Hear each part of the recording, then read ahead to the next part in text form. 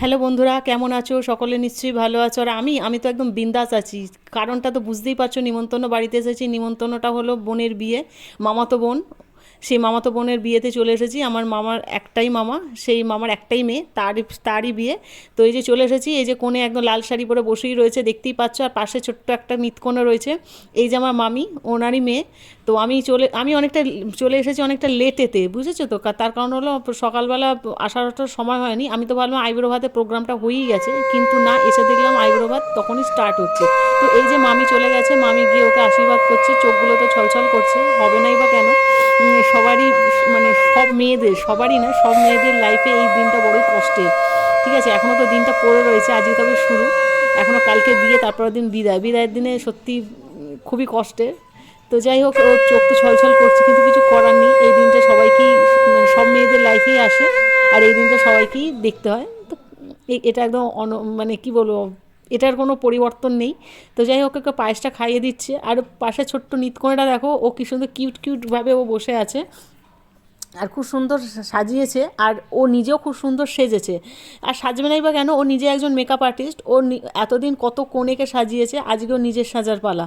আজকে নয়, এটা এটা হবে কালকে। আজকে আইব্রো ভাত। তো যাই হোক, আইব্রো ভাত থেকে স্টার্ট করে দিয়েছে সাজা গোজা। তো মামির হয়ে গেল, মামির হয়ে গিয়ে এবার মামাকে পাঠাবে। এবং ও না রুমাল খুঁজছে। তার কারণ হলো, প্রথম কথা হলো চোখটা মোছার একটা ব্যাপার থাকছে, মেকআপটা নষ্ট হয়ে যাবে চোখের জলে। আর দ্বিতীয়ত হলো মাথার মধ্যে ধান দুব্বগুলো যেগুলো পড়ছে সেগুলো একটু ঝাড়ার জন্য। তো মামা এসে গেছে, এই যে আমার মামা। তো মামা এবার আশীর্বাদ করবে। তো যাই হোক, এবার ওর বাবার পালা। ওর বাবা চলে এসেছে ওকে আশীর্বাদ করতে, রুমাল নিয়ে রেডি। চোখ অলরেডি ছলছল করছে বাবা আর মেয়ের দুজনেরই।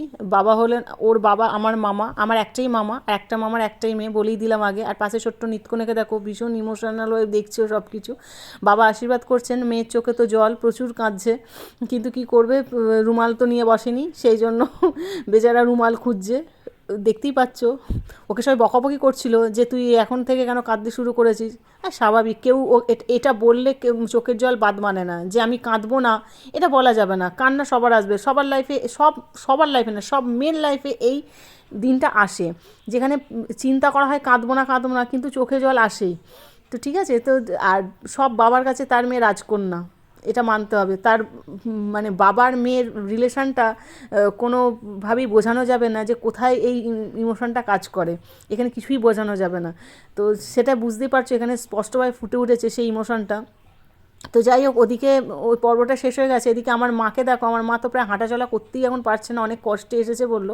আর এখানে আত্মীয় স্বজনরা দাঁড়িয়ে রয়েছে, এদিকে সব আত্মীয় স্বজনরা রয়েছে। আর এদিকে খাওয়া দাওয়ার পর্বটা, আইবুড়ো পর্বটা মিটে গেছে বলে, আইবুড়ো ভাতে পর্বটা মিটে গেছে বলে আমি ওকে গিফটটা দিতে চলে এসেছি। এই যে গিফটটা দেখো, আমি ওকে গিফটের ঘরে চলে এলাম ওকে গিফটটা দেওয়ার জন্য। ও হলো আজকের কনে, ওর নাম পূজা, আমি নামটা বলিনি। আর এই ভায়োলেট কালারের পলার ওপর সোনা বাঁধানো যে আংটিটা ওর আঙুলে, ওটা আমি দিলাম ওকে। কেমন হয়েছে আমাকে কমেন্ট সেকশনে জানিও।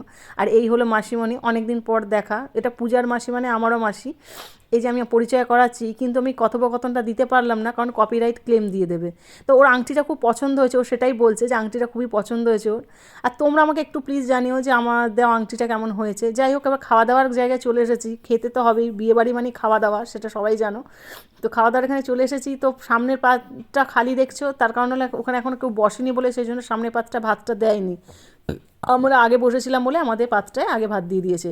তো এই যে তোমাদের দাদা আমার সঙ্গেই বসেছে, ও আর কোথায় যাও, আমার সাথেই তো বসবে। তো যাই হোক, এখানে আরও লোকজন বসেছে, এখনও লোকজন খালি, মানে খালি খালি রয়েছে, এখনও লোকজন অনেকে আসেনি। তো খাওয়া দাওয়া শুরু হয়ে গেছে, বুঝেছো। মানে আমি সব ভিডিওটা করতে পারছি না, কারণ খেতে খেতে ভিডিও আমি করতে পারি না। আর আমি কাউকে বলি না ভিডিও করে দেওয়ার জন্য, এটা আমি আগে একটা ভিডিওতে বলেছি।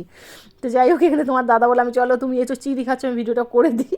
এবার ও হাসাচ্ছে, সেটা হেসে হেসে তো আমাকে বলছে যে কী হলো। আমি বললাম এত কথা বলো না, কারণ কথাগুলো দিতেই পারবো না, কপিরাইট ক্লেম দিয়ে দেবে, বেকার কথা বলাচ্ছ। তো বললো ঠিক আছে। তো এই যে মাছের পেটি আমাকে দিয়ে গেছে, আমি সেই পেটিটা বলছে একটু দেখাও তুমি কী মাছ খাচ্ছ। আমি এই যে, আর ওকেও দিয়ে গেছে। কিন্তু দুঃখের বিষয়, পেটিটা আমি খাইনি, জানো তো, ওটা সেকেন্ড টাইম নেওয়া।